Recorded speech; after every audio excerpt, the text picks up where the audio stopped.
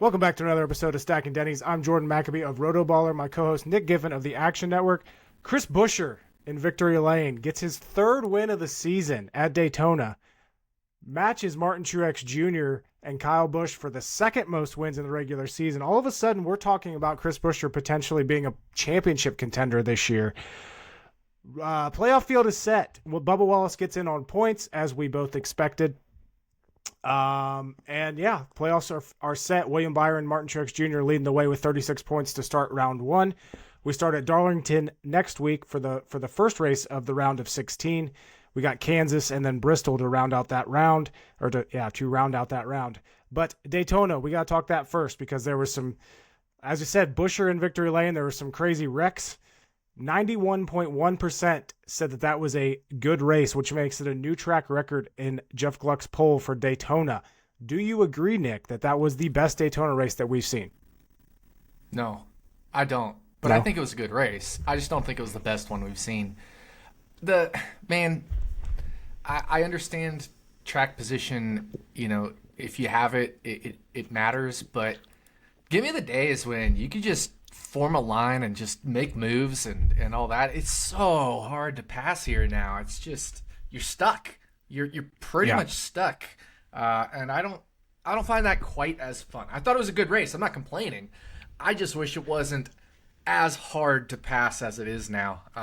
Some people like that. I'm totally fine with that, but I don't think it was the best Daytona race I've ever seen. It was good. Don't get me wrong. It was a very good race. It was competitive. It wasn't a total shit show. There were two major wrecks, the big one and then the Priest wreck, and that was it. So it was good, hard racing. But again, there was another long period of single file racing. It was hard to pass at the front, hard to get track position. So yeah, it was fine. It was fine. Yeah. And I think that's what kind of probably boosted the poll is that Priest wreck because of how crazy it was. Like that's all everyone was talking about. And like he was hospitalized after it. I think he was released the next day, but it was wild to see. Yeah. Like I think he rolled 12 times. I mean, it was insane. I counted it multiple times. It was not more than 10 plus he kind of rolled halfway backward at first and then rolled forward. And you got to count rotation, floor of the car to floor of the car. It was 10. Not counting the back halfway rotation, and then he came back forward. So 10 full rotations plus the backward half rotation is what he had. Yeah, so, I mean, I know a lot of people were, saying how great these cars are for the safety, and obviously we had Ryan Blaney go head first into the wall, and he appeared pretty shaken up after that. I wouldn't be surprised if he had a concussion, after hitting the wall like that. But again, though, this car and a testament to the safety. But I tweeted out, and I know like a lot of people came after me for the physics of it. But wasn't this car supposed to not get airborne? Why?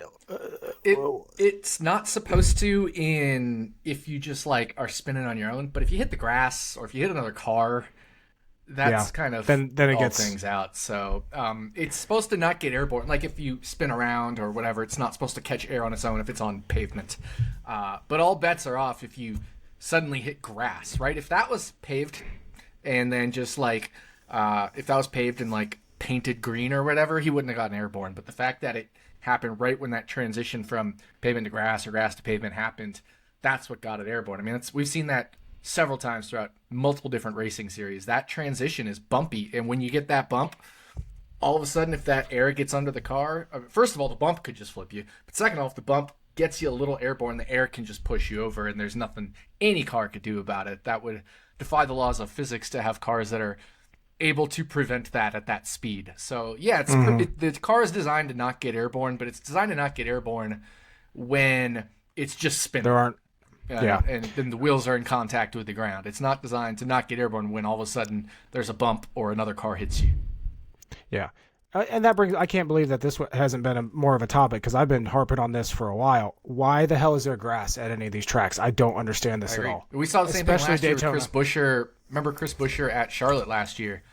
He got into the grass, and as soon as he hit that like grate or whatever, it just flipped him. And it's the same thing. It was the same car, the next gen car. So The only time we've really seen flips in this car, the only two I can think of, maybe there was another one I'm not thinking of, are Priest and Buescher, and both of those were Logano. transition to grass or something. Logano, when was this? At Talladega. This year or last year? I think that was last year, wasn't it? I thought that was 2 years ago in the previous. Was it in the old Gen 6 car? I think so. For some reason, I was thinking that was in this car. No, I think that was the Gen 6 car. I could be wrong, Okay. but I'm pretty sure it was. Okay. Yeah, I could be. My years just completely melt together. So, I hear you. but yeah, Chris Buescher, what do you think about that? He now has the second best average finish during the regular season this year, if you can believe that. And part of that is due to his consistency. He really only has, I think, 2 bad finishes all year. The rest are like 18th or better every single race. But 3 wins in at 3 different track types. Is Chris Buescher, I know like we're not talking playoffs yet, but is Chris Buescher a legitimate championship contender? So real quick, I looked it up. Logano was 2021, so it was 2 years ago. So it was not Okay. in this car. But Chris Buescher, for me, is not a championship contender. And the reason is twofold. RFK has not been great at the 1.5 mile ovals. I won't say the intermediates because people classify intermediates differently, but I'll say the 1.5 mile, your standard 1.5 mile cookie cutter oval. So I'm not counting Homestead. I'm not counting like a Darlington, which is 1 1/3 miles, but those are true egg-ish shaped ovals, high tire wear. I'm talking your Kansas, Texas, Las Vegas. RFK has been outside the top 10 in speed in those, generally speaking, Yeah. and Buescher even further back than Keselowski. So that's point 1. Point 2, he's not good at Phoenix. He never has been.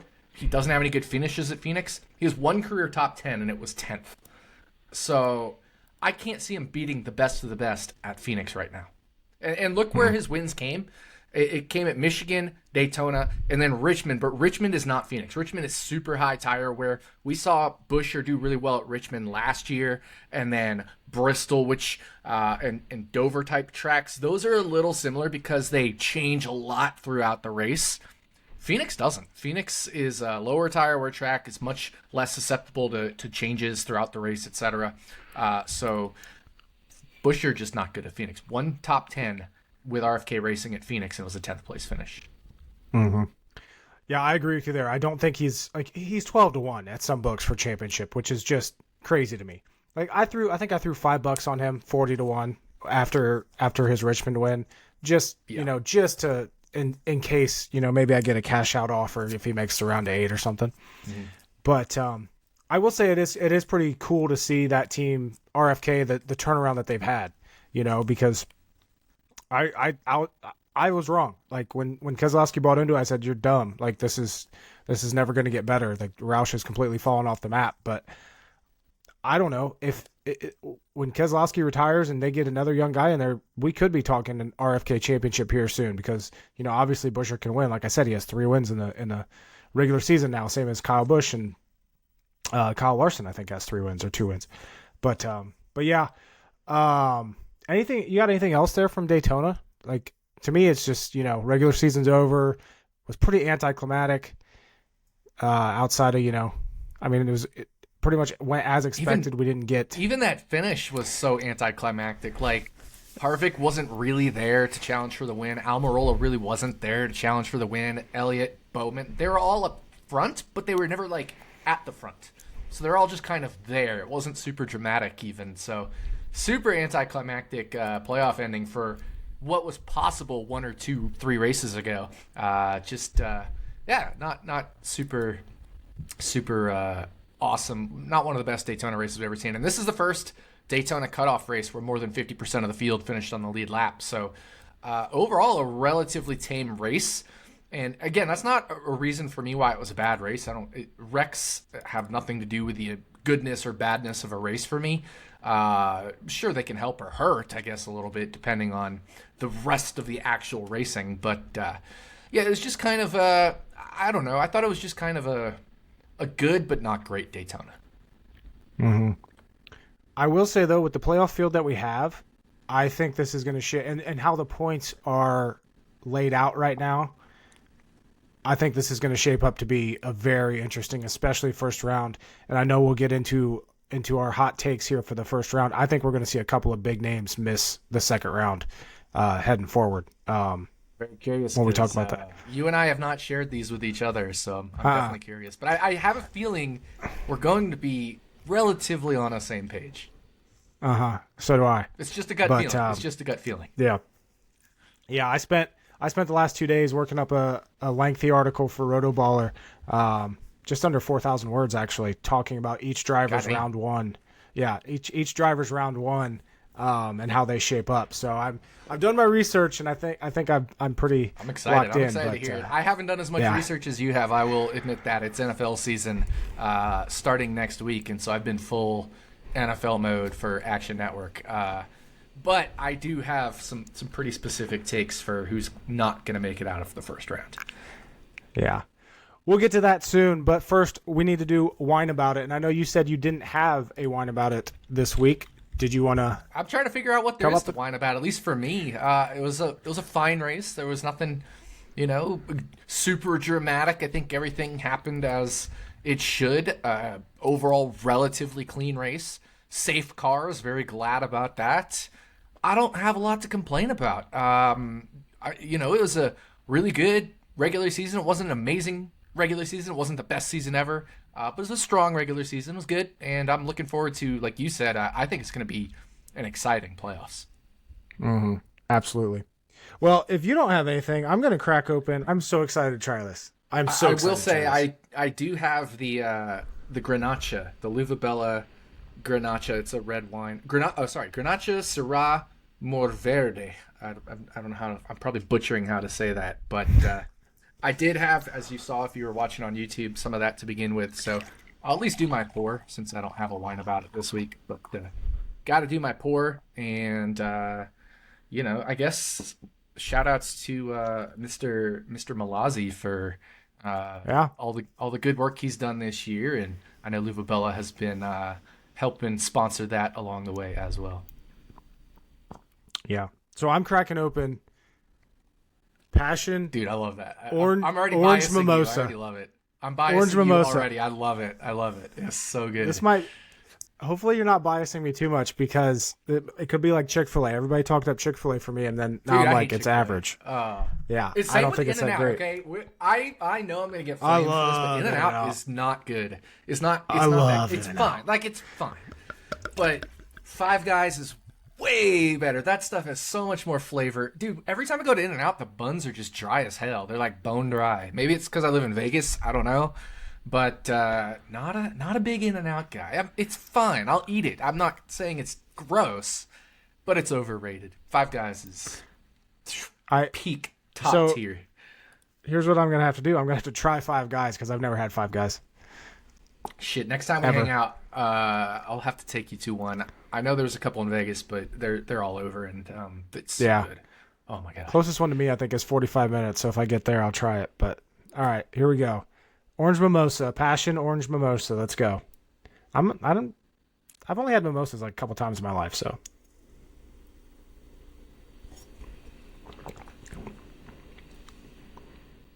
Come on. This is fucking delicious. Oh my god. I want to chug this whole bottle. Mm-hmm. This is stupid. I made sure to save myself some for the next day, because I had some. It wasn't this past weekend, but the weekend before, watching the Cup and the IndyCar races. So made sure to save myself some for the next day, because I didn't want to drink it all in one sitting. But I could. This tastes like orange juice. Like you could serve this at breakfast. Orange juice, yeah. Mm-hmm. You could serve this at breakfast and nobody would know. They'd think it's regular orange juice. It's so good though. Oh my god. This might be my new favorite Luvabella wine. Yeah, it's I didn't like the punch. This is incredible. Holy shit. For me, this one's fine. It's obviously I like super acidic, and I love Grenache. I'm not sure if the other flavors, the types of wines, the Syrah and the more Verdre, have done it less for me, but it's not as good for me as the cab that they have of the same brand. But still totally fine. I would drink it no problem as a wine guy myself. But Oh, and this one's 15.5% alcohol. Sorry, I hit the mic there for those of you listening on podcast form. 15.5% alcohol on this one. So it packs a little punch. This one's only 10, but I could shotgun this entire bottle if I could shotgun glass bottles. Oh, yeah. Oh, yeah. Okay, getting into wine about it here. Tweet from Freddie Kraft. This is going to be a weird wine about it, probably, because it triggered me, and I don't know why. Oh, baby. I haven't even seen But it was after when Bubba Wallace was getting interviewed, and it was a video that Jeff Gluck posted, and Freddie Kraft, which is Bubba Wallace's spotter, he retweeted it or whatever it's called now and said, "This is an awesome video from Jeff. The best part to me is Michael Jordan asking how Blaney was doing toward the end. Just goes to show how much he cares about this sport and the people in it." Why are we celebrating people for simply caring that someone didn't die in a wreck? What? This is the just basic human. This should be the bare minimum that you should expect from humans. And because it's Michael Jordan, you're putting him on a pedestal and saying, "Oh, he really cares about this sport because he's checking if someone died or not." Literally every normal, decent human in the world would care about that. It doesn't matter if you're the biggest celebrity in the world or Joe Schmo on the street, right? Exactly. I don't understand. Like, oh, this shows how such of a good person he is. No, this shows that he's normal. Like, what is this? And maybe I'm like taking this out of context. Maybe I'm reading it wrong. But just goes to show how much he cares about this sport and the people in it. Why? Because he watched the race and saw that there was a bad wreck with somebody. It'd be like asking if Ryan Preece is okay. I can't stand Ryan Preece. I was still concerned if he was okay. I think both could be true. Like, he could care about the sport, but it has nothing to do with the fact that it's because he was trying to make sure Blaney was okay. You know? Yeah. It's just one of those weird things. Like, just because he's concerned about someone's well-being isn't the reason he cares about the sport. Yeah. So I guess that's my whine about it. It's really quick. Let's stop. It is, but I agree with you. I didn't see that, but that's my reaction is the same as yours. Like, isn't it just a normal, good human, like basic human decency? Yeah, like imagine if a NASCAR driver was like, "Oh damn, I wish Blaney would have gotten hurt so I could make it further in the playoff." That would be like the biggest, shittiest thing ever. But nobody does that because nobody wants to see Blaney get hurt. Nobody wants to see Ryan Preece get hurt. Nobody wants to see any single driver out there get hurt, unless you're a piece of shit human. Yeah. So just to wrap up here, let's stop putting people on pedestals and stop acting like they're better than others for having basic human decency. Because I understand there's a lot of shitty people in this world, but this ain't it. That's just a weird take to me. It's a weird take. I agree with you. But yeah, I know. For real though, like if you looked at those two wrecks, first of all, and let's talk about it. I don't really have a whine about it. But if I did, I guess it would be about people's reactions to the wrecks. Not so much Blaney's, but Preece's. But Blaney's was, he hit the wall. That safer barrier flexed like it should. Mm-hmm. I don't think there's any surprise there. Absolutely massive hit. He did, people did say he seemed like he was out of it or whatever afterward. That's just how Blaney talks half the time. He's just like, he's funny, dry humor, but kind of not bland in a way, but like he's not like super expressive, emotional man, if you know what I mean. But with Preece, people were, I guess, overreacting to the fact that the escape hatch came off. And they were like, "This is terrible." I saw all these takes on Twitter. "This is terrible. It's not." If you follow Bozy Tatarevich on Twitter, he was basically like, "Yeah, this thing should have come off. Like that's specifically how it's designed." And like, look at Indy cars, right? They've got the aero screen that comes up, the halo around them, but they're open topped. I mean, they used to be just straight up open face. All they had was the roll hoop and then the front of the car, and that linear path between the car and the roll hoop is what kept their heads off the ground when they flipped. It's not like crazy unsafe that the roof flap or the air, the escape hatch came off. That's what we want. We want the driver to be able to escape, right? Well, what if something flew in? Well, yeah, something could fly into these Indy cars and all that stuff, but it's not going to... What would have flown in there? A chunk of grass? I mean, like, Right. What would have flown in there? It was just a little bit of a ridiculous overreaction. I'm glad Bozy made that Twitter thread because people, they're not engineers. They're keyboard warriors, and it really wasn't. Aside from the fact that it was a hellacious spin and flip, and nobody wants to go through that. It's a testament to the safety of the cars. The car did exactly as it's supposed to do. But the one thing I will say, both with the Blaney and the Priest Rex, is as much as these cars and these safer barriers and all these other safety innovations, Hans devices, etc., are amazing, we still can't take it for granted. Eventually something will happen to someone, and it's going to suck. But I'm glad those instances are much fewer and farther between. Yeah, I forget. I always forget. Was it Brian? Is it Brian Murphy that used to work for SHR? SHR. Okay. Yeah. He posted a thread of X's or whatever it's called now, about it, and was basically like, this is what NASCAR does. Something like this happens, they'll evaluate, they'll progress, and that's just how it's done. And yeah, unfortunately, at one point something bad's probably going to happen. And you just can't totally prevent every crazy thing. It's just like, when these tracks don't fully do the safer barriers all the way around the inside of the track, or there's areas of the track, eventually someone's going to hit there. It happens every time. And you know what you do? You reevaluate, you progress, and you try to avoid it in the future. But he had a really good thread about the whole thing, and it was, yeah. But it is, those initial pictures of the hatch being open and like, oh, this car is the worst thing ever. And then, everyone has to chime in and be like, actually, this is what it's designed to do. But you never hear that from anybody. It's, Right. Unless NBC decides we did to see issues. mention Like last it year, next we saw race. the concussion. Last year, we saw the concussion issues, right? And they learned from it. They made it better. I think maybe there's only been the Noah Gragson where he missed a race because of concussion-like symptoms. Other than that, it's been a pretty clean year as far as injuries from the next-gen car. I think that's the only one, I would say, outside of maybe some bumps and bruises or something. But Right. Good improvements. Got to keep going. But don't take it for granted. Eventually, we saw it with Ryan Newman a few years ago in the Gen 6 car. Eventually, something is going to happen that is just... physics happen, racing happens. Something crazy is going to happen, and it is going to be not so good. But I'm very, very glad those not so good moments are much further and farther between. Right. 100% agree. So yeah, that's going to wrap up this week's Wine About It. As always, presented by Luvabella Winery.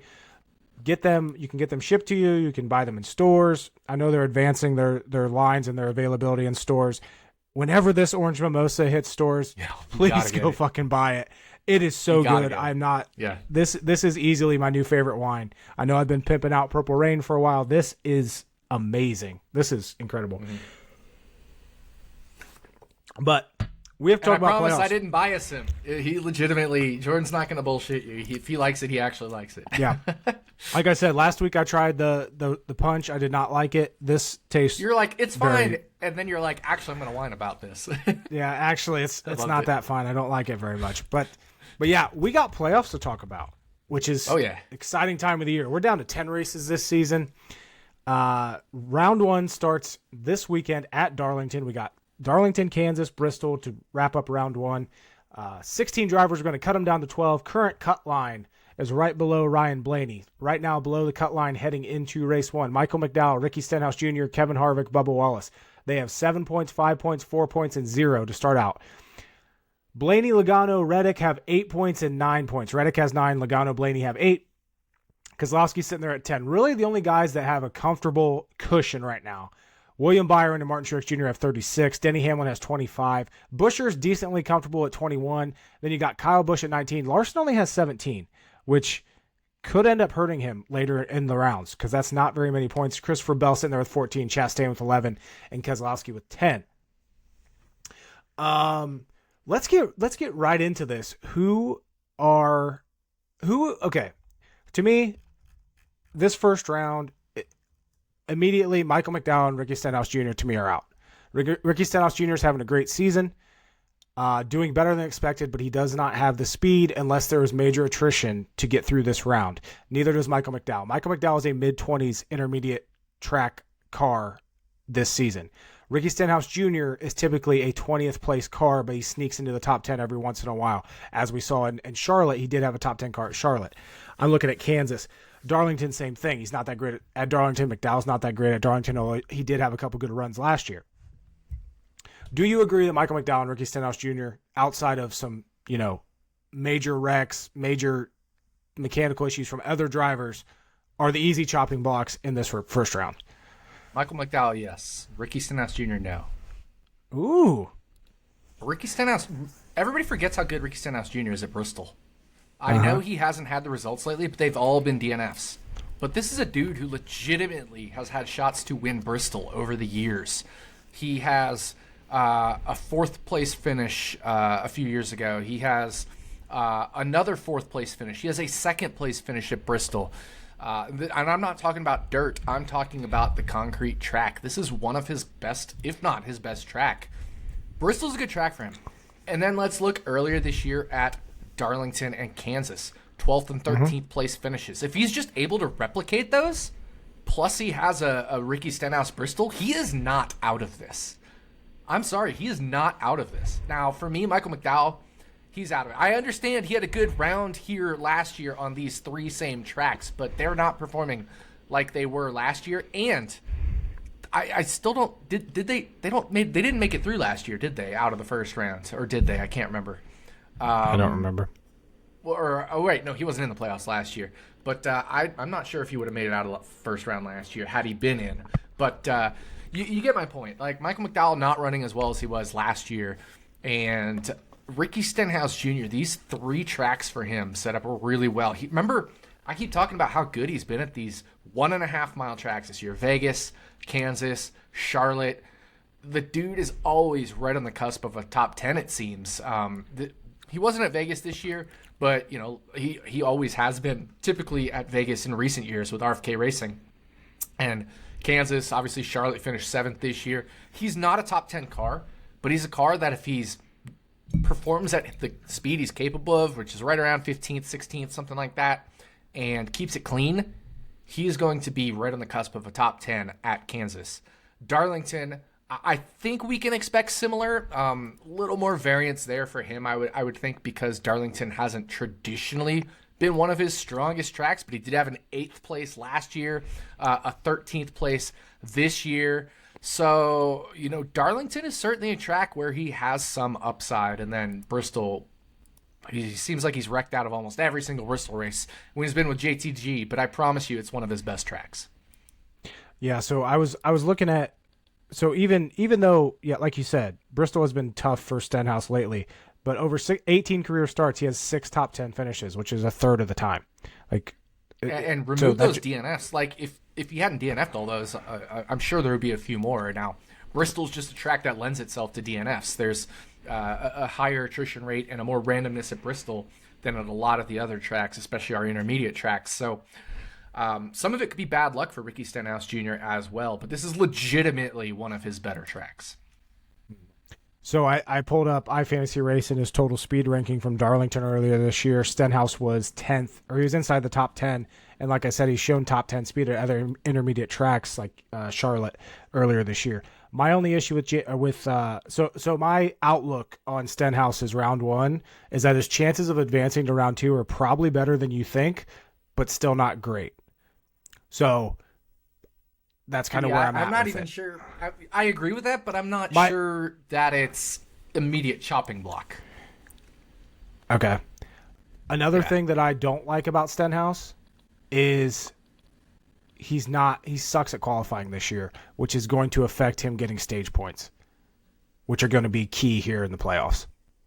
I agree with that. Those are my arguments against Stenhouse. Do I think he has a chance to advance? Yes, I think it's higher than a lot of people think, but I'm still not.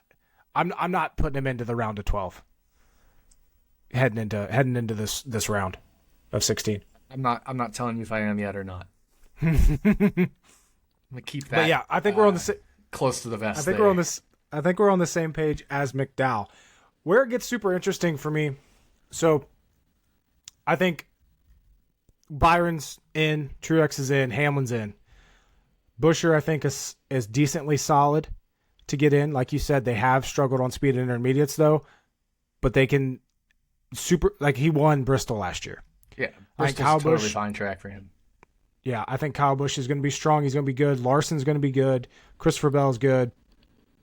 Chastain, okay, I'll give you my guys now that I picked between these guys for the 4 that aren't going to make it. And my sure one was Michael McDowell. My pretty sure was Stenhouse. So, Chastain, Reddick, Blaney, McDowell, and Stenhouse. Those are the 5 that I have as the 4 most likely to get chopped. Interesting. I have somebody that's pretty high up there that is not on your list. Who is it? The defending series champion, Joey Logano. Joey Logano. See that we probably have similar thoughts. Same as me with Blaney. I think we probably have similar thoughts there. Bristol's a terrible track for Logano. Blaney at least is good at Bristol. Joey Logano's not good at Bristol. He hasn't been in years. I think his last good finish at Bristol was 2019 when he finished 3rd in the first Bristol race. But he's not good here. Hasn't had a top 10 since. Yeah, Darlington this year, he was running well, but he wasn't like a top competitor at Darlington. I know he won Darlington last year, had another good finish last year, etc. But they're a little bit off this year, and they've been super off at the 1.5 miles. I mean, if you look 1.5 mile, or let's say intermediate track per iFantasy race, intermediate speed rankings, Logano is 3rd worst. Other than McDowell and Stenhouse, it's Logano in worst. And similar for my flags metric, which I trust the most, Logano 3rd worst in flags at the 1.5 mile, like Kansas, Vegas, Texas style, Charlotte style tracks. So of the playoff drivers, not 3rd worst of the whole field, obviously. 3rd worst of the playoff drivers. So Logano is in my chopping block for the round of 16, along with McDowell. Those are the 2 I'm giving you so far. Okay, I like that. I have similar. So the reason I like Logano more than Blaney is because Logano 2nd best average starting position in the series, which I think lends itself to getting better or more stage points. So I think he's stronger at Darlington. He's a little bit stronger at Kansas than Blaney, and then obviously Blaney's stronger at Bristol, but he's not getting the results. Blaney though, I'm not like even both sure of these, Logano's stronger at Kansas than Blaney. You don't think so? I think that's just they're close, but like earlier this year, Logano, he did win stage 2, but that was a strategy play. So I can't really say that he's better than Blaney there at Kansas, and it worked out. But I just think they have enough lack of speed at these 1.5 miles, and Joey Logano is not good at Bristol. I think that more than makes up for it. We know Blaney's terrible at Darlington, but Blaney is good at Bristol, and he's fine at Kansas. But you're right. Blaney is in my consideration. I'm just saying if I compare Blaney and Logano, I definitely have Logano on my chopping block versus Blaney. See, I'm the opposite there. It's Blaney, or it's Logano Blaney for me. But yeah, I think we have similar. Penske's just not there this year. And we saw that at all the way back at Phoenix this year. They've been off ever since. What do you think of guys getting away from Penske here? What do you think of guys like? I think my 4 out: Ross Chastain, Ryan Blaney, Ricky Stenhouse Jr., Michael McDowell. I don't think Chastain finds the speed. I think Blaney lacks the speed, and these tracks don't set up well for him. But I'd also consider Tyler Reddick because of his inconsistency. But I think he ends up getting it done and advances to the round of 12. Yeah, I think these tracks are good for Tyler Reddick. Plus, one thing you and I both like to look at, we've talked about this year after year, is green flag speed rankings after the playoffs. Tyler Reddick 6th in average rank in green flag speed this year. So it's hard for me to cut him. Certainly the inconsistency sucks. I mean, he had, from Gateway through Atlanta, 5 races where he didn't finish better than 27th. That's a lot of inconsistency. But I think these tracks should be fine for him. Really good at these. So Tyler Reddick is through for me. I kind of figured you're going to go with Ross Chastain. This is a very similar situation with Tyler Reddick, where these tracks are very strong for Ross Chastain. He's great at Bristol. He is great at Darlington.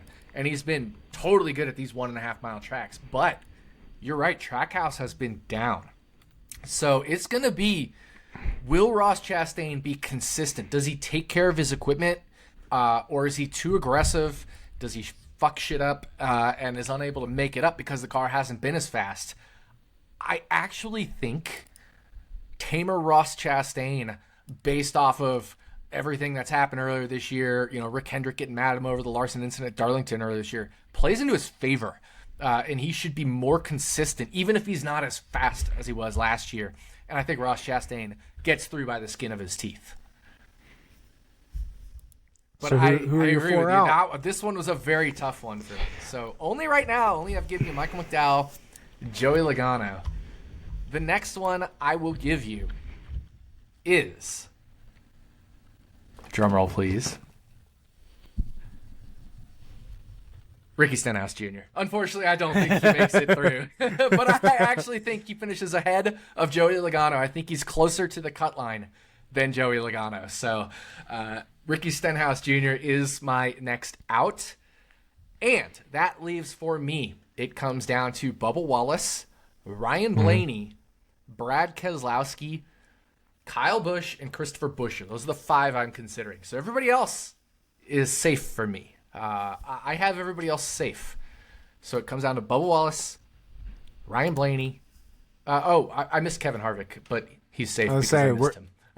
We're both pretty. I was gonna say we're both safe. pretty safe on Harvick, even though he only has 4 points. I'm lukewarm on Harvick, but he's just Kevin Harvick. Like, I can definitely see him being out. So Bubba, Blaney, Keselowski, Kyle Busch, and Chris Buescher. So those are the 5 I'm considering. Now, obviously, Kyle Busch, Chris Buescher have a nice points advantage over the bottom portion of the standings. So 19, 21 points over Bubba Wallace is not insignificant. But Bubba Wallace, very good at Darlington. Bubba Wallace, really good at Kansas. Very good at Kansas. Really good at Kansas. Like, race-winning potential at Kansas every race, basically. The last 3 Kansas races. So for me, the question is, do any of these guys win a race, or does Bubba Wallace win a race? Mm-hmm. And as much as I love Bubba Wallace, as much as I think he's good, it's a lot to ask to win a race. It's not the easiest thing in the world. He pretty much, for me, he has to win Kansas to get in and avoid problems. And Bubba Wallace has been very consistent. I mean, look at his last 7 results. Nothing worse than 18th, but also nothing better than 8th. So I just am not quite there with Bubba Wallace. I understand Darlington, he finished well at earlier this year, but it hasn't always been one of his best tracks. So for me, Bubba Wallace, not quite going to get in. I don't know about Bristol for him either, right? Like, it's one of those tracks where, sure, you can have a good day if everybody else has a bad day, but right. I'm going to eliminate Bubba Wallace. I know I'm going to get hate for it, but it's just a tall order to overcome everything that everybody else has going for them. But I do like Bubba Wallace this round, and I think he is right there in terms of, if Buescher or Kyle Busch or Blaney or anybody else has a bad day, I think Bubba Wallace is right there. Yeah, this is my word for word on Bubba Wallace and his chances of advancing to round 2. 50-50. Bubba Wallace and his team cannot afford to make a single mistake in this first round of the playoffs if they want to advance to the round of 12. If he struggles out of the gate at Darlington, he may have to win at Kansas again to have a real shot at the second round. Agree. And that's where, but agree. I think they're going to. I think Wallace is going to have good speed at Darlington, good speed at Kansas, and then just need to finish top 15 at Bristol, and he gets in. So I do think Bubba Wallace gets in, but I could definitely see him not. Well, and that's obviously, the point. Like when it's a coin flip for me, and all these other guys are a little bit better than a coin flip for me. That's where. And like I said, I think Bubba Wallace is fighting tooth and nail for the points battle. Even if he just gets like the results we expect from him at Darlington, Kansas, and Bristol, I think he's fighting tooth and nail for the points battle. So be interesting to see. But I'm rooting for him. I want him to obviously make it as far as possible because I think the next round after that sets up well for him from a Texas and Talladega standpoint. I don't think the Roval obviously is a strength for him, but I think Texas and Talladega are solid enough where he could potentially win Talladega, or at least points really well at Texas and Talladega, to the point where the Roval may be a formality for him as long as he doesn't have an atrocious day, that he can make the round of 8. Like Bubba Wallace can make the round of 8 for sure. Mm-hmm. Yeah. It's going to be interesting, but here's a question for you. I don't think there's a question of if a non-playoff driver wins. How many races do you think non-playoff drivers win this postseason? Because obviously we have Chase Elliott, Alex Bowman, Ty Gibbs. I mean, Ty Gibbs could win a race this year. Cindric Allmendinger could win at the Roval. Suarez could yeah. How many races do you think win. of this? I mean, any of these drivers could win at Talladega. Right. And I don't remember the number last year. I think it was the first 3 races were all won by non-playoff drivers. Darlington was won by Eric Jones, Kansas was won by Bubba Wallace, and Bristol was won by Chris Buescher. None of them were in the playoffs. But after that, it was playoff drivers winning, I believe, every single other race. But I think the expectation is probably 1, right? We can say potentially at Talladega, and then a smattering of a chance everywhere else. But I guess having Alex Bowman and Chase Elliott outside of the playoffs increases that. So I think the over/under would be like 1.5. I would lean towards the under, just because I don't think Alex Bowman is a multi-time winner every year, all the time. Sure, he can win races, right? Like he won a race last year at Las Vegas, but only won 1 race last year. Of course, he missed 5 races, but still, we get the point. So I would set 1.5 as the line for race winners outside of the playoffs, and I would make it like minus 150 towards the under. I agree with that. I think it's easy to say, we're going to get and obviously after the first round last year, but here's the thing. If you remember back to the first Darlington race, the playoff Darlington race last year, Toyota's had mechanical issues. Kevin Harvick, who could have won that race, started on fire. Like, yes, Eric Jones is really good at Darlington. Yes, he won the race legitimately, but there was a lot of shit that happened. I think Chase Elliott blew up in that race. Like, there was a lot of shit that happened in that race for him to go to victory lane. So, I don't think we see something like that happen again. But so it's certainly possible. Funny, I'm looking at it. Last year, the first 3 races were won by non-playoff drivers. The 4th race was won by a driver that made the playoffs but was eliminated, Tyler Reddick. See, I would count that as a non-playoff driver. Okay, see, I don't. I count that as I was saying. See, that's different from the beginning. If that's completely different. Then the line is 2.5 with maybe minus 150 to the under. Because that's different. I don't count that as a non-playoff driver. I count that as a driver that made the playoffs because he did. But Kyle Larson also won at Homestead, and he was no longer in the playoffs. So there were 5 if you use that definition last year. If we use that definition, I would change the line to 2.5 with maybe not minus 150. I'd say maybe 2.5 minus 110 on each side. Okay.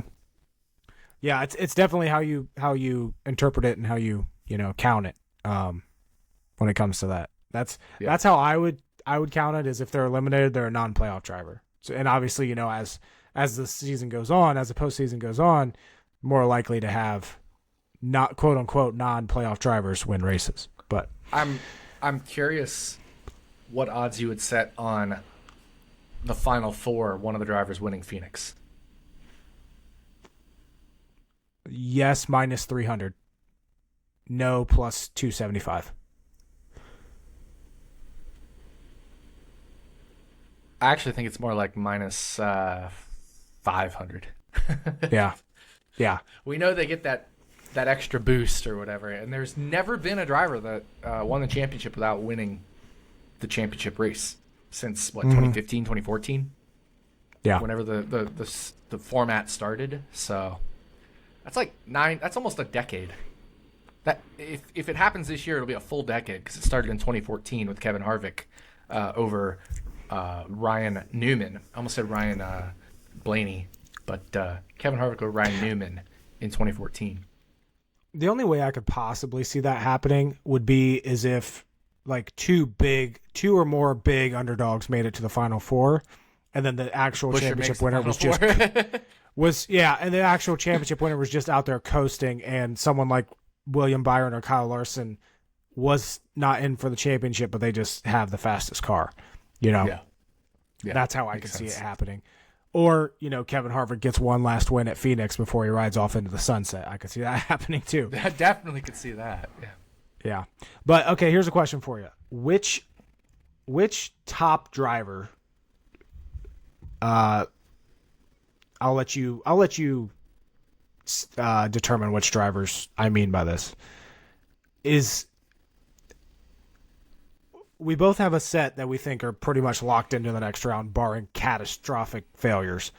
Mm. Which one do you think is most susceptible to those catastrophic failures happening? It's really tough to say. I think Kyle Busch has always been susceptible to catastrophic failures. He's also susceptible to really consistent stretches. But I would say, his team's a little bit smaller, and he has had 3 wins, which has been great. But there's been a lot of struggle days as well. And I think that's always been the theme with him. There's just times, and we hear him, I remember years and years and years of this, just hear him on the radio, like, this car is shit, it's terrible. And he just absolutely struggles with it and wrecks and whatever and spins out. I think we'll see a few of those. So I think Kyle Busch is the most susceptible big name to failure. It's hard for me to go against that. And definitely, I don't think we can fully trust RCR, and I think, now that they can focus on one car, they can put all their effort toward Kyle Busch, but he has been super inconsistent this year in terms of speed. There have been weeks that they have just came off the truck and been complete dog shit, and you can't have that happen in the playoffs.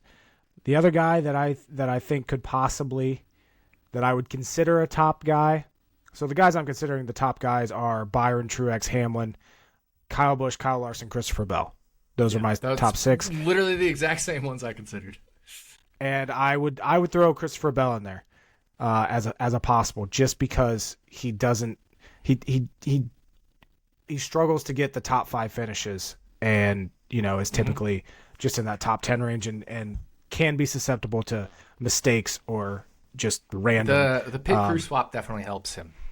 It helps him big time. So if you missed the news, if you're listening, you missed the news. Christopher Bell is getting Ty Gibbs' pit crew, and Ty Gibbs' pit crew, and Bell's pit crew is going over to Ty Gibbs. So straight swap there between those Joe Gibbs Racing teammates. And I did some analysis on it. I adjusted for the track and for the number of tires and for the conditions, whether it's green or yellow, etc. Because all those things matter in terms of the speed of the stop, right? Sudden tracks, it's a lot easier to have a fast stop because the pit boxes are bigger, wider, less crowding, etc. And some tracks are harder. So if you adjust for the track, if you adjust for the number of tires, if you adjust for green or yellow, etc., because there's certain instances where only 4 cars are pitting under yellow, you don't need to be crazy fast or whatever. If you adjust for all that, Ty Gibbs' crew was a third of a second faster than Christopher Bell per stop, and that's just as an average time. That's not nothing. God. 3 is not nothing. But that's average. Yeah. That's average. The real thing is, if I look at something called a failure rate, Christopher Bell's crew is anywhere from 4 or 5% more failure to 16% more failure, depending on how you define failure.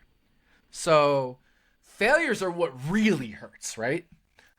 Failure is you all of a sudden you're at the back of the pack, or you've lost 10 spots or 15 spots on pit road, 7, 8 spots. That's a lot harder to overcome than maybe a third of a second. Maybe I lost 2 or 3 spots.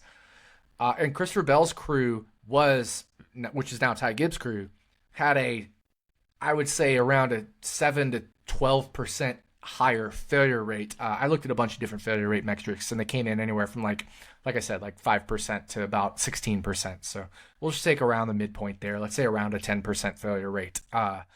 That's not insignificant when we have 40 plus pit stops the rest of this year. 40 to 50 pit stops, I would estimate, the rest of the year. That's 4 or 5 potentially extra failures, which is not good. So I think that's a huge upgrade for Christopher Bell, because a lot of his struggles came from being put mid-pack by his team, or put a lap down because of his team making a mistake on the green and him having to make it up. And I think that's a big help. So here's a question for you. I've been saying that a lot lately. Do we have to negatively adjust Ty Gibbs now and his expected results coming up because of this? Absolutely. Yeah. And, I don't know if you were going to get to this, but I was going to ask you who wins the 17th place battle, because I think there's 4, maybe 5 realistic drivers that could win it. Suarez, Ty Gibbs, obviously are leading in the points for 17th place. And then obviously I think we have to factor in Bowman and Elliott, simply because they missed races and probably would be ahead of those guys in points had they not missed races, but they're quite a distance back. And then A.J. Allmendinger is tied with Chase Elliott, so we can kind of throw him in there, but do we really think A.J. Allmendinger is going to be better than Chase Elliott the rest of the year now? I'm going to go out on a limb here, and I can pretty much guarantee that you're not going to agree with me, but I'm going to say Chase Elliott wins it.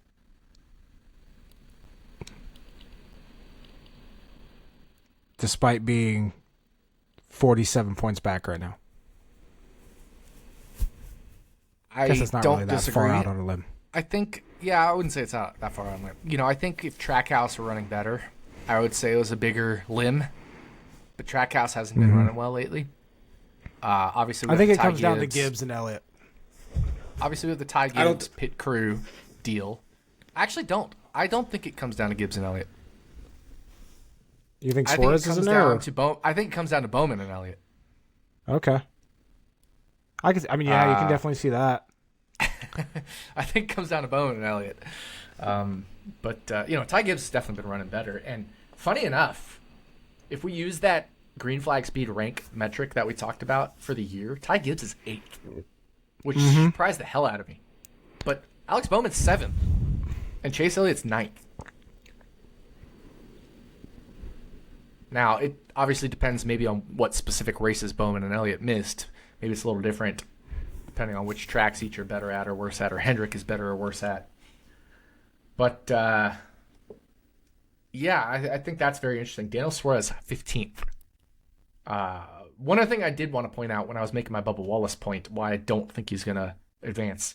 Bubba Wallace is 18th overall in green flag speed ranking this year. The only 2 behind him in playoffs are Ricky Stenhouse Jr. and Michael McDowell. There are 4 drivers ahead of him that are outside of the playoffs. That includes Daniel Suarez, Chase Elliott, Alex Bowman, and Ty Gibbs. So that's another reason for me where Bubba Wallace just, even though he's been good, he hasn't been the fastest. So that's another reason for me to kind of just, Bubba Wallace really, he needs Kansas. He needs it. I really doubt he wins Darlington. I think he's, my model's higher on him than his opening win probability, whatever his opening line was. I think it was 30 to 1 or something.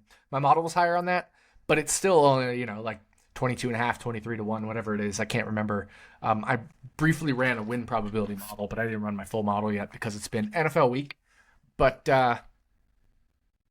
it's still a long shot for Bubba Wallace to win Darlington. Definitely has a better chance at Kansas, maybe more like a 7% chance to win at Kansas, 6-7 if I were to ballpark guess without running a model. But that's still a long way to go. So if we look at green flag speed this year, average rank, that's another reason for me to keep Bubba out. But back to the point, I think it comes down to Bowman and Chase Elliott, actually, for 17th place. But I will give it to Chase Elliott. Yeah, I think Chase Elliott's going to wrap it up, and I'm never going to pick Daniel Suarez, just based on principle. But going back to when we were talking about big guys or the top guys that could miss out on, could have an early exit these playoffs, I think we missed talking about one. And I know it's because he's been the fastest car all year, ranks number 1 in green flag speed. I think he's second in average running position. He also is second highest in DNFs this year, and he only has 17 points to start this round. That's Kyle Larson. Do you think there's any chance? I mean, obviously there's a chance. Would you be surprised if Kyle Larson misses the round of 12 this year, just based on 6 DNFs in the first 26 races. Look at those DNFs. And only those 17 points. Drafting track, track, dirt race, drafting track, and then Charlotte, which is the longest race of the year. So I'm not really on that DNF train of Kyle Larson because there's only one drafting track the rest of the year. There's no dirt races, and there's no 600-mile races. So I'm not there on the DNF train with Kyle Larson, and he's so good. He's so fast, and it's a different beast in the playoffs. In the regular season, once you got your win in the bag in the regular season, it's okay if you get DNFs because you're going for the win. It's going to be much, unless he gets, obviously if he grabs a win, it's a different story, but then he's through anyway. But it's going to be about consistency at this point. And remember, his DNF at Charlotte came on lap 377, which, 377 times 1.5. He ran 565 miles in that race, which would have finished every other race this year. So let's just put that out there. Really for me, Kyle Larson has no DNFs this year, if we want to be real about playoff tracks. I guess maybe Talladega. Just realized my mic was muted. But yeah, I get that. And that's, it's one of those things that's easy. It's an easy statistic to bring up and without fully analyzing it. But I think one thing that it does, and I don't like making championship future bets, but Kyle Larson's sitting there at 7-1. And it's hard for me not to hit that. Being the fastest car all year, he could have 5-6 wins this year. And we'd be talking a completely different story. Round 1 sets up so good for him. Obviously, yeah. Round 1's great for him. Yeah. Like, round I just 2, don't I think, is his biggest threat. Round 2 is his biggest threat. Even with Martinsville in round 3, round 2 is his biggest threat because Texas, Joe Gibbs Racing cars have been so fast and the other Hendrick cars have been so fast. Talladega, he's never won a super speedway. And the Roval, he has not been quite as good at the road courses this year as he's been in years past. Yeah. And part of that is Hendrick overall just getting worse, even though, William Byron did just win our most recent road course race. Overall, Hendrick has been a little bit down compared to last year. So I think round 2 is the round that sets up the worst for him. If he can survive that, certainly is a shot to win. But only reason I'm not betting, and I'm with you, I think the value is maybe right there. Only reason I'm not is because I have William Byron 16-1, Martin Truex Jr. 14-1 preseason, and I got Christopher Bell 14-1 a couple weeks ago. So I don't really feel like I have a need to bet any other championship futures unless something is egregious for the rest of the year. Yeah. Whereas I don't have any, so right. I just, sitting there at 7, I'm like, man, my rule when it comes to the fastest car all year and books start getting down on him, especially now. I mean, we're literally just starting the playoffs. There's no reason to be down on Kyle Larson. I think the only person that can challenge him if he makes it to Phoenix is William Byron. And if those two, if it's those two at Phoenix, then I think it comes down to those two. So, yeah, I that's one bet I'm definitely considering. I'll probably end up putting it in there as Larson Championship 7-1. But you ready to talk about Darlington this weekend? Let's do it. Let's go.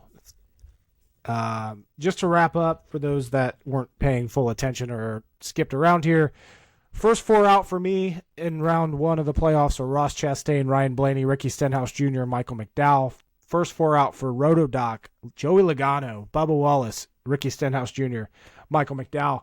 Now let's put those in order. Let's put those in order. Bubba Wallace, Ricky Stenhouse Jr., Joey Logano, Michael McDowell. Okay, I'll put them in order. I think we should do order as well. Like maybe we got to come up with a points format for the order or something. Okay, so I'm gonna put Chastain at the very bottom. No, I'm kidding.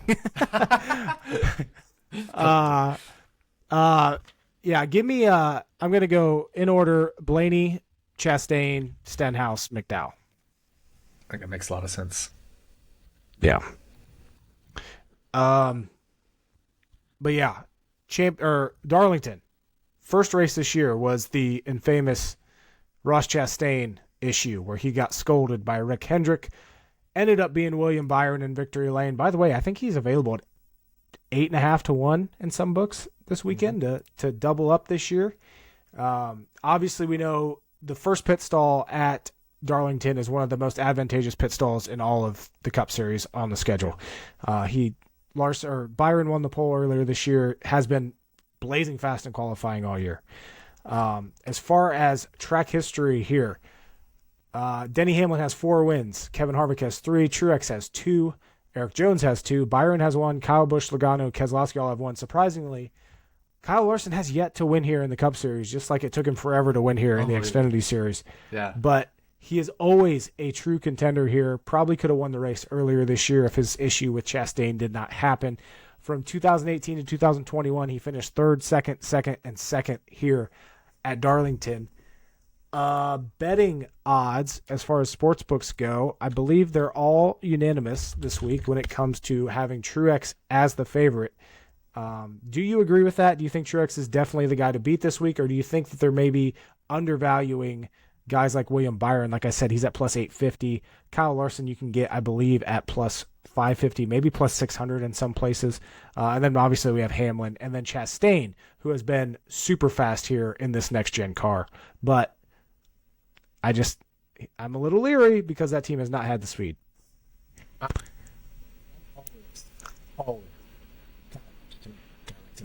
That he hasn't won. Yep. So he's the favorite for me. He's my model's favorite. He's my favorite. I love Kyle Larson at Darlington. It hasn't worked out. He's had some wrecks. Remember last year he wrecked. He had an issue. Went back through the field, came back through the field, spun out, like over rev the engine, spinning out, or some weird shit. Like, the dude is so good here. And it's funny, you mentioned he's never won at Darlington in the Cup Series. He only has 1 win at Homestead, another track that he just flat out dominates time after time. Only 1 win. But he's the favorite. I agree Truex should be 2nd, and I agree Hamlin and Byron should be tied, let's say 3rd. And I agree Ross Chastain should be 5th. I do. He's fucking good here. He is so good here. You look at the Xfinity Series, amazing here. You look at the Truck Series, amazing here. I don't remember if he's running truck races here or not. But I remember when I looked at his stats, I don't have them in front of me. He was just dominant here everywhere. If not dominating the race, at least in contention, often in inferior equipment. So I understand that team has been down, but I agree with the fact that he is 5th in the odds. So I agree with that, even considering current form. So it's kind of a week where I'm not really betting. I'm not jumping to bet. I think it will come from most likely those top 4. Maybe Ross, maybe Bell, maybe Kyle Busch, maybe Tyler Reddick. I don't really see it with Kevin Harvick, even though I think he'll be good here because he always is. I don't see him being a dominant leader, whatever. Certainly, I think 16-1 is probably a little flattering for him. Keselowski, same thing. 16-1, I think, is a little flattering. Chase Elliott. Your boy Denny. Chase Elliott, 20-1. Well, so that's what I'm saying. So Denny is in those top 4. Like, I think that's fair. Okay. 8.5-1, I have value on Denny Hamlin. I had value on him at 8-1. I have value on him at 8.5-1 as well at BetMGM. And spoiler alert, right? I'm recording Running Hot tomorrow morning. So you and I are recording this Wednesday evening because we didn't record it on our normal Tuesday. So Running Hot and Stacking Dennys will probably be coming out, if not around the same time. I would say, Stacking Dennys a few hours before Running Hot. Spoiler alert. Blah, blah, blah. If that's still 8.5 tomorrow when I record Running Hot, I will be giving Denny Hamlin out 8.5-1 as a pick. So I like it. Yeah, but that's a big if, right? Like, obviously odds will move overnight, etc. But I do like that. But honestly, I think the odds board is super fair.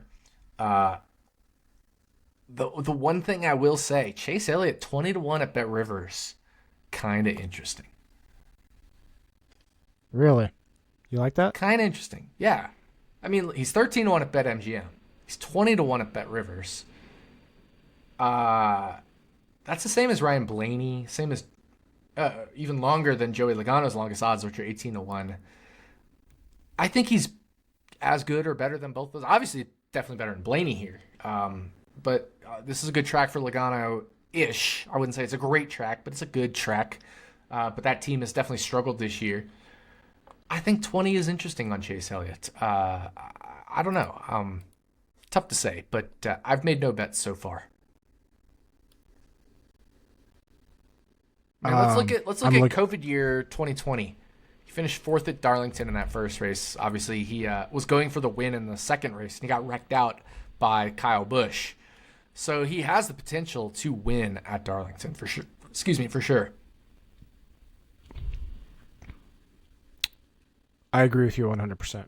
I've been trying to see what kind of odds some of these lesser known books have. Tipico also has him on at plus 850, but they have Larson at 600. And I think I'm going to hit that. I think I'm locking that in right now. Just hard for me to pass up his best track, how fast that car is, playoff starting. Yeah. I'm putting that Google in. What states Tipico is in. No, I can't drive over the border to Arizona. I don't think they're in Arizona yet. Yeah, if they were in Arizona, I would drive straight across the damn border to Arizona and bet them. But I don't think I see them in Arizona, based off my quick Google search. I've never heard of this sports book, but they have really good odds on top tens. Typically have really good odds on top tens and sometimes wins. So I just had this conversation with one of my friends the other day, texted me and having issues with FanDuel, what book would you recommend? And I literally sent a screenshot of all 20 sportsbooks apps on my phone. I'm like, all of them. Just take advantage of all the welcome offers, and also just search around for odds. Take an extra 10 minutes to get your best odds. Speaking of FanDuel, man, I'm kind of pissed. They just stopped doing starting position. Yeah, winner. they gave up. And they had 0 to 10 or 1 to 10 and 11 to 20, all that shit, or driver to win 2+ stage, 2+ stages or whatever. The fuck. Why did you? And then all of a sudden they signed this deal with NASCAR, but they've cut their offerings back. Yeah. What is going on there? That was going to be my wrong. line. I mean, my buddy Jim Sonis, he works for FanDuel, and I don't think he works for the sportsbook side. I think he's just an employee of FanDuel. But I am biased toward FanDuel because of him. I like FanDuel. I think they have a great app, a great product, but their NASCAR offerings are just not there right now. And it's frustrating. I think it's another example. That was actually going to be my whine about it. Another example of NASCAR partnering with shit that doesn't make sense, or NASCAR doing shit that doesn't make sense. None of these sports books have shown that they give a fuck about NASCAR. So why are you officially partnering with them unless you're depth? Yeah, but I hate Caesar's app. I hate that app. Oh, I agree with you. I'm just saying they actually at least have shown that they give a fuck, right? They offer the most unique markets. They always post them. They're right on time. Caesars is very reliable. They also have awful odds outside of course, they have shots. Terrible odds. Yeah. But yeah, I mean, if we want to talk about places offering good, at least a lot of bets, and I will say Caesars has terrible odds in the main markets. They have really good odds sometimes, top tens or top Toyotas or random groups. They'll have a 4-car group and they'll have one driver 16-1 when that should just never be the case. Yeah, outrights are the favorites, especially, are just ridiculous. But you can typically get value. Some of those longer shots. Like this week, Kevin Harvick, the longest he's at is Bet Rivers and Caesars at 16-1. Yep. So yeah, and that's the same thing with Chase Elliott, right? He's 20-1 at Bet Rivers. Let me see what he's at Caesars. I need to scroll through here. 16-1 at Caesars, right? So 13-1 at BetMGM. So very interesting. Chase Elliott's all over the place on these odd boards, but no, overall, if we're just making that Caesars point, at least they give a fuck, right? Right. At least more than and then we had DraftKings last week, or no, it was the week before, just randomly offering top 10 odds again. Just haven't offered them in 3 months. We're gonna throw them out for what race was it? 2 weeks ago? They did offer him one race earlier this year, and it was maybe a month or two prior to this past weekend, but there was one other race they offered him. I think it was like 2 months ago, but I forget which race it was, and it was atrocious. So, yeah. But I think top tens are back again this week. Let me go over to DraftKings real quick. Cup Series, yeah, they have top tens again this week. Okay. Yeah, the other thing I like about Caesars is I can actually get like very large bets down there if I want to. You know, it's a lot easier. Like Vegas, you can get large bets anywhere, but if I want to go out of state to Arizona or whatever, I can still get large bets down at Caesars instead of being, you know, restricted to peanuts like Bet Rivers. Yeah, I that's another reason I like Tipico. They haven't limited me yet. Betfred limited me pretty much immediately. So it is what it is, though. Yep. Got to deal with it, I guess. It's the sports betting world we live in these days, unfortunately. Both fortunately and unfortunately, because there's a lot more options, but those options are often quick to limit. But honestly, I think Caesars, aside from their, like you said, their crappy app and their crappy lines on like the main market, you can get a lot of good lines on these alternate markets, and you can get bets down. So I like that a lot. Here's a guy, 14-1 right now. Finished second and third here last year. Is in a Toyota this year. What about Tyler Reddick? I know you mentioned you liked Harvick sitting there at 16-1, but how do you like Reddick sitting there at 14-1? No, I don't think I liked Harvick at 16. I was like, with him. Reddick at 14 you thought it was generous for Harvick because he did have a super good long run car here earlier in the year. Yeah, I think 16 was. I meant it was generous for Harvick in that I think he more should be like 20-1. So I'm saying 16 was generous. Oh, I misheard you. Yeah. No, you didn't mishear me. It was misinterpreted. Not even that. I wasn't very clear with what I meant. I think the books were being generous, giving him 16. I think it should be more like 20 or longer. That makes sense. Even. But no, Tyler Reddick, another one of those guys. Like he's been fine at Darlington, kind of good, but he's not been amazing. He's not Kyle Larson at Darlington. He's not even Ross Chastain at Darlington.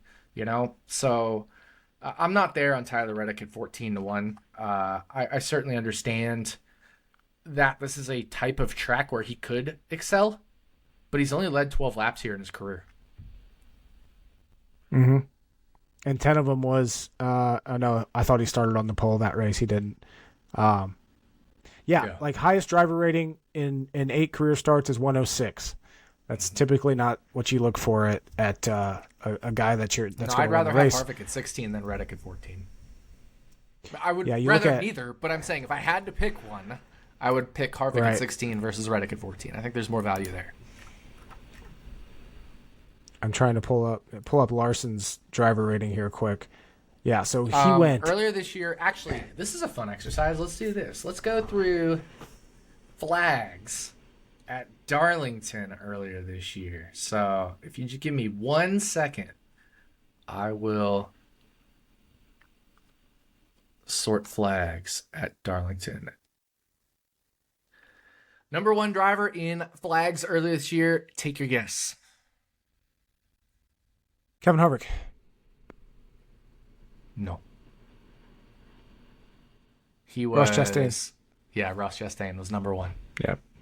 He was number 1, and I have the total speed ranking pulled up on iFantasy Race here. He was number 1 in that, but Larson was number 1 in the 4th segment, and Harvick was number 2. That's why I guessed Harvick.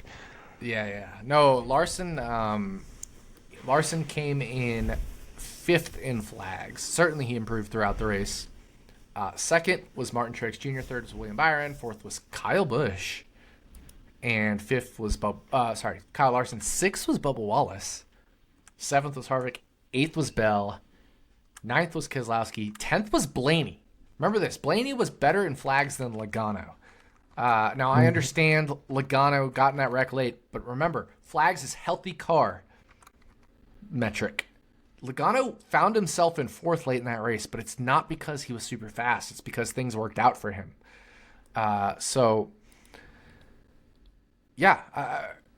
You know who is surprisingly good in flags?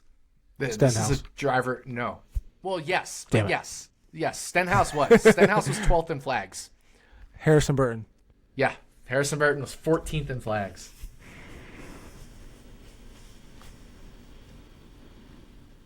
Harrison Burton's top 10 odds right now. Harrison Burton's top 10 odds right now are, I'm scrolling through, 8.5 to 1 at DraftKings.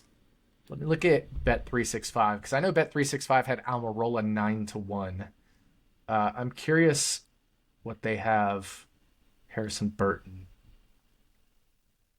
They have Harrison Burton at 16 to 1 for a top 10 finish. And he was 14th in flags earlier this year. Are we hitting that?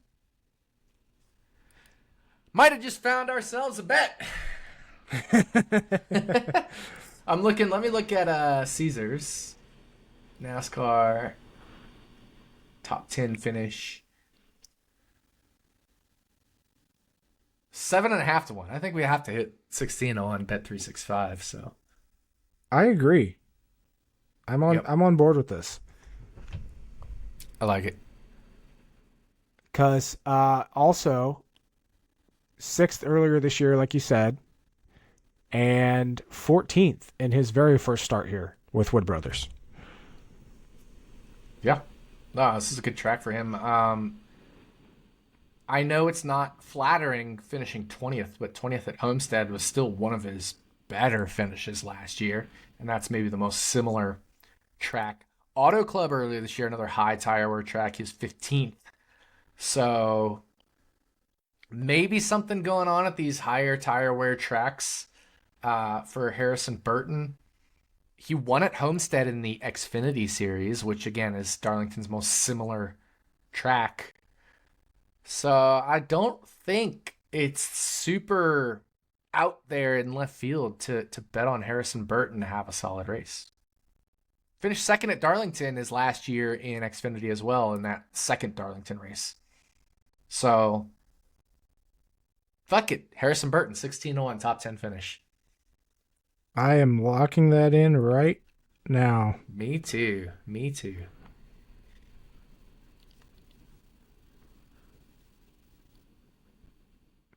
So I have now made 2 bets on this show.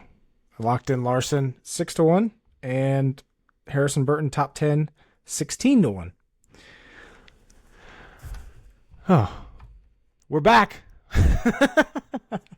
It's the old live bet on Stacking Dennys. So yeah, I'm excited about that. But I couldn't believe I was very surprised 16 to 1. Another one, they have Todd Gilliland at 25 to 1, but I don't think there's value there despite being let me look at Todd Gilliland's flags earlier this year. It wasn't bad actually. Gilliland was 11th in this first race, 15th in his very first start. Are we betting Todd Gilliland too?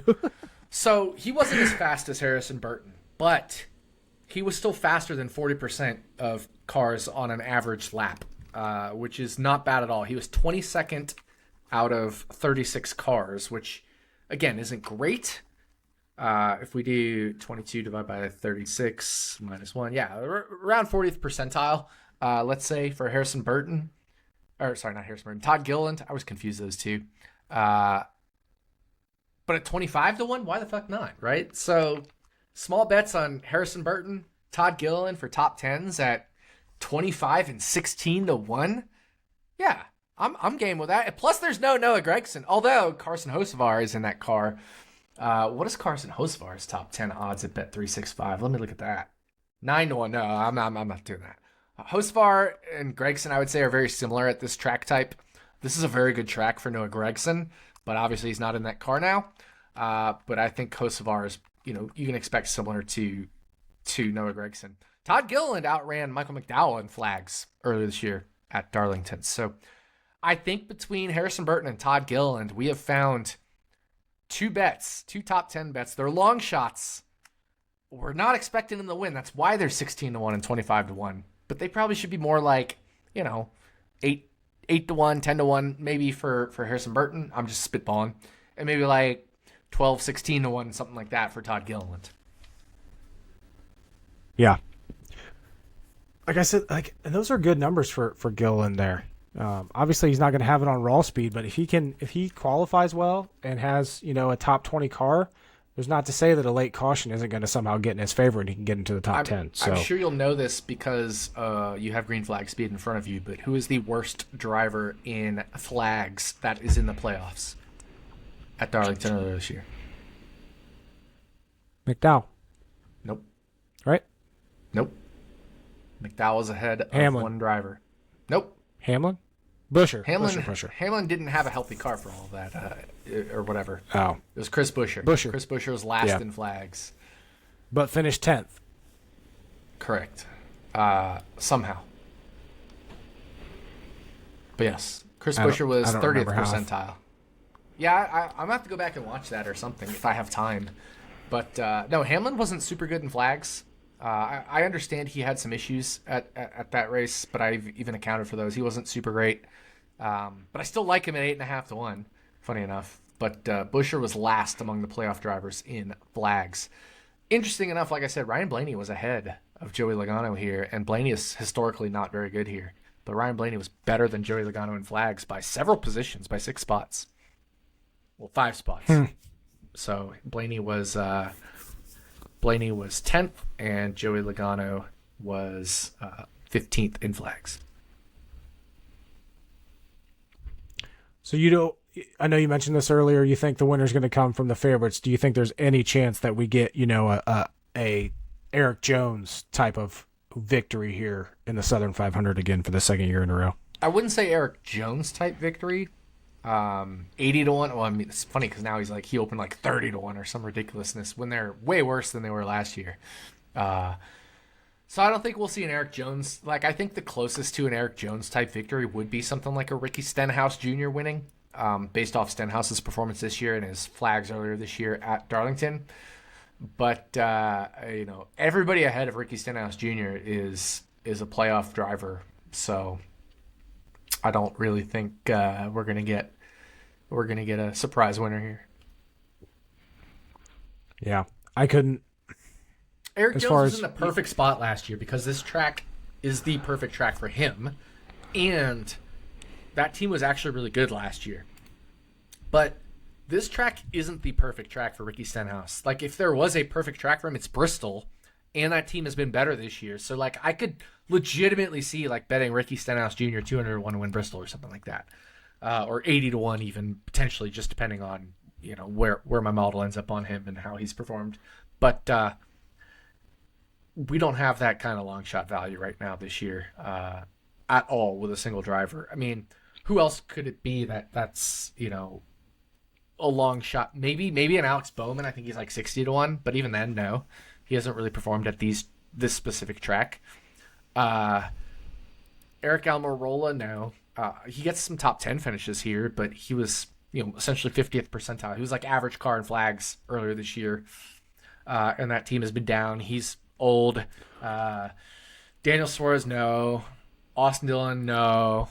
And then after that, I'm just going down the flags list from earlier this year. Eric Jones, obviously, we like him, but team's been down. Ty Gibbs, sandwich between Eric Jones and Todd Gilliland. If somebody was going to make a leap, it'd be Ty Gibbs, but he's actually awful here. Look at Xfinity for him. Awful here. Awful at Homestead. So not a good track type for Ty Gibbs. So it doesn't surprise me that Ty Gibbs and Noah Gragson were 2 spots apart in flags earlier this year, despite being in vastly different equipment. Mm-hmm.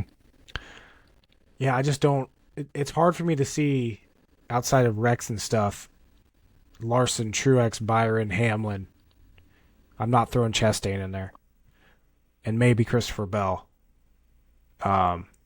Taking home this victory on Sunday night, because it's Labor Day weekend.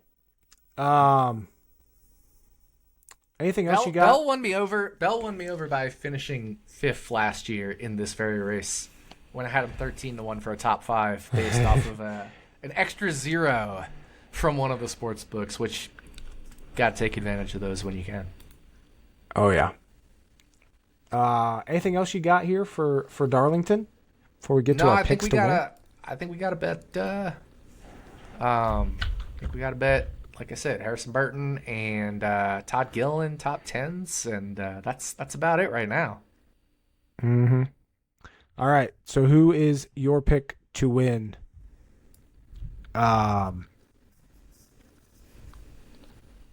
This weekend at Darlington. My pick to win Darlington. This is a tough one, man. I could see this race going to a lot of different drivers. I feel like Kendrick has been slightly slower in recent weeks than earlier this year. Truex is so hard to go against the way he's been performing right now, which should elevate Denny Hamlin as well.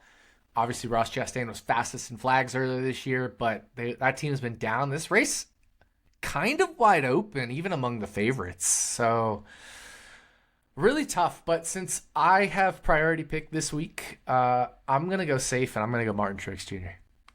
Ooh, I figured that was going to be it. Martin Truex Jr. It's yeah. I mean, we haven't talked about him much, but he's the favorite. Best average driver rating over the last 8 races here at Darlington. Always and could come out and just absolutely dominate this race. It's not like we haven't seen him just kick everybody's ass here at Darlington before. Over those last 8 races, he led 682 laps, including 145 in this first race this year. I was wrong. I said that Byron won the pole earlier this year. It was Truex. Truex won the pole earlier this year. 3 bad races for him in a row, but he can definitely win. Not a bad pick. Don't hate it. I am going to go. I really thought Byron won this pole earlier this year. What the hell was I thinking? I was going to go Byron, but give me Larson. I think Larson finally gets it done now this year. Ricky Stenhouse Jr. started third. I know. That's wild. Which is good considering he sucks at qualifying this year. Yeah. I will note, though, my picks to win. I had been doing pretty consistent over the year. Plenty of top 5 finishes. Last 5 races, I have 1 top 5, and it was Reddick at Indy Road Course. Everyone else has finished 18th or worse. Ooh. So, Larson, I might have just jinxed you, especially after I just put the Jordan jinx on him by betting him live on this show to win. So I'm double jinxing him right now. Didn't I spin Daniel Suarez last week? Like I literally just random number generated Daniel Suarez. How did he do last week? I forget.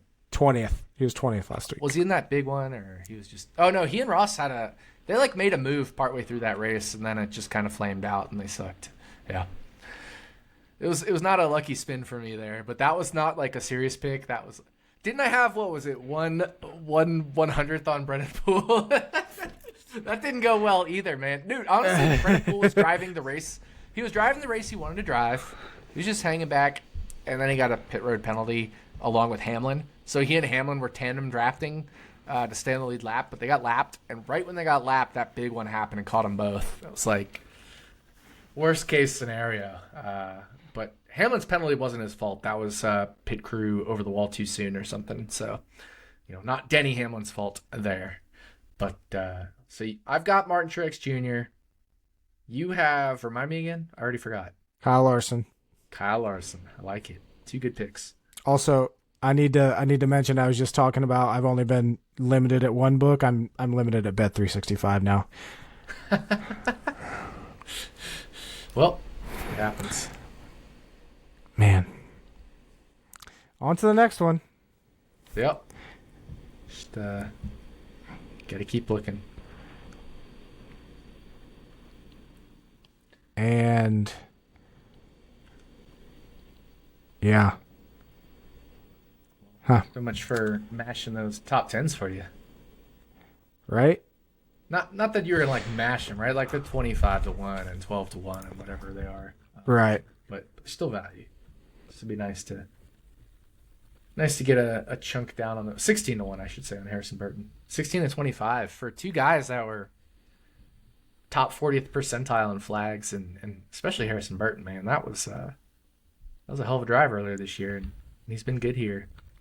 I didn't do my due diligence on Todd Gilliland like I did Harrison Burton. But last year, Todd Gilliland at Darlington, 28th and 15th, like you said, in the Truck Series. I'm just looking at finishes. Fourth at Darlington in his second Truck Series race in 2021, which was, of course, his last full-time Truck Series season. So, yeah, I could see it with Todd Gilliland as well. And, again, he came in front of his teammate in flags, Michael McDowell. Yeah. Okay, that's weird. So I just tried to push it through again, and then they accepted it. Okay. That's funny. Huh. Interesting. Hey, not complaining. Bet365 is no longer on my shit list. I don't know what the hell they're doing, but there you go. Got him in. Yeah, how do you deny a bet and then let it in 2 minutes later? Honestly, sometimes it just comes down to who's reviewing. I know they have Really? like specific people on specific shifts, and maybe one time you submit it and one person reviews, and the next time you submit it, somebody else reviews. I have no idea, but that's a guess. I'd love to know the processes of that for an online sports book like that. Yeah, I have no idea. I couldn't tell you. I've never worked behind the scenes on that. That would be, I would like, you know how you like job shadow stuff in high school? Yeah. That's one thing I'd love to do. Just go job shadow people at a sports book. Oh man, that would be awesome. That would be cool. But definitely not job shadow a like customer service at DraftKings or something, because I think that would be a complete nightmare. Yeah, don't do that. Don't job shadow that. Or really like any online customer service, you know. Customer service jobs are important, but they sound frustrating as hell.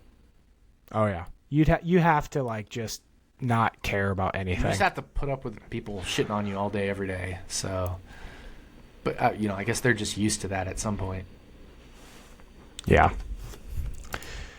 All right. That's going to wrap up this episode of Stacking Dennys, recorded on a Wednesday night.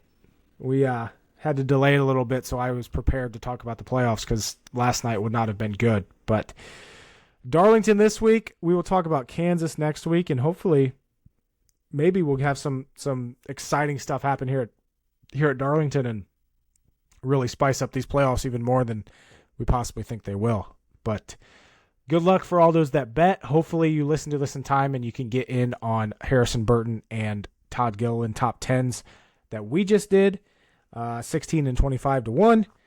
And yeah, hopefully one of those looking at or Todd both Gilliland's of those hit. win odds. Not that I think he's going to win. I'm looking at them. 150 to 1 all the way down to 80 to 1 800 to 1 at some books. 1,500 to 1. So he is 2,000 to 1 at Circa.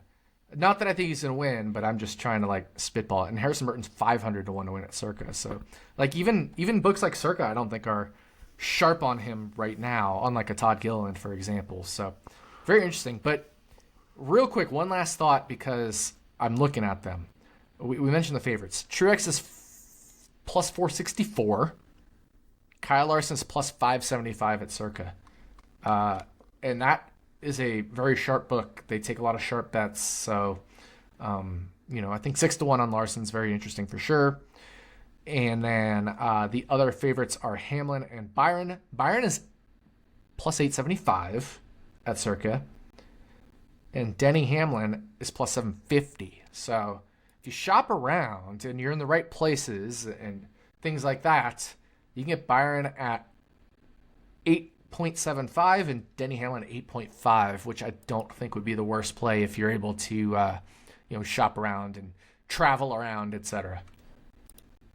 Yeah, I like that 875. Reddick's 9 to 1 at Circa.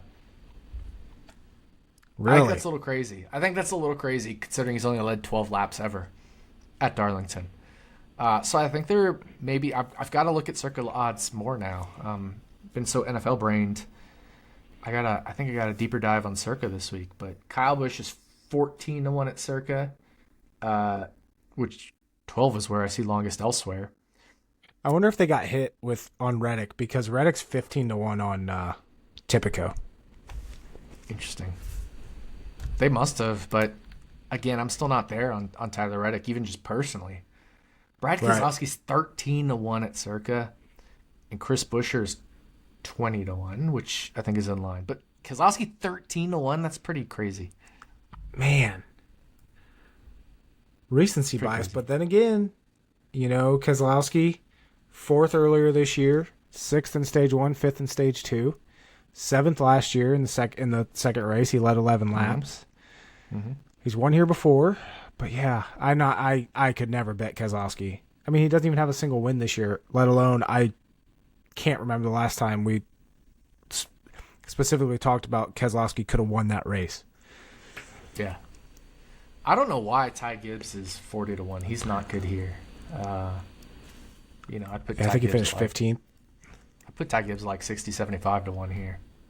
Just in general, like we talked about earlier, he's not been good here in any of the series, or at Homestead. So, yeah, I think he has a 2nd place finish, but that's actually unflattering for him almost in a way, based off how he ran in the Xfinity series. But he's never been dominant here. He's had a lot of bad finishes. So, anyway, I just was thinking about that, and you mentioned shopping around or whatever, and we were talking about Bet365, and then we were talking about FanDuel didn't have the props they normally have, and I was like, wait a minute, it's Wednesday, so Circa will actually have odds up. So, yeah, interesting stuff from Circa. I think it's always worth taking their odds with more than a grain of salt because they take very sharp bets. But I think there may end up being some value this week. We just, you got to shop around, got to look. I haven't done my due diligence this week because of NFL, but don't worry, we'll be there come the end of the week. Yep. Should be a great race here at Darlington. Darlington always produces some great racing, so see how it all goes. And yeah, we'll talk to you guys next week when we're talking about Kansas. See ya.